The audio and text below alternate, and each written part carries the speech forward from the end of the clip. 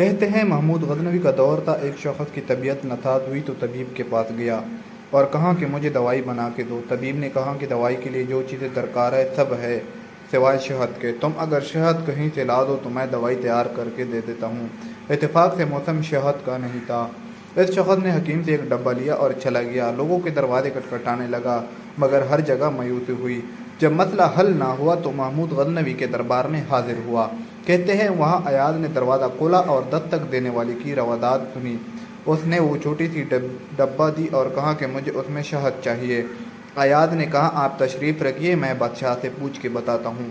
ایاز وہ ڈبیا لے کر بادشاہ کے سامنے حاضر ہوا اور عرض کی کہ بادشاہ سلامت، ایک سائل کو شہد کی ضرورت ہے۔ بادشاہ نے وہ ڈبہ لی اور سائڈ میں رکھ دی۔ ایاز کو کہا کہ 3 بڑے ڈبے شہد کے اٹھا کے اس کو دے دیے جائیں۔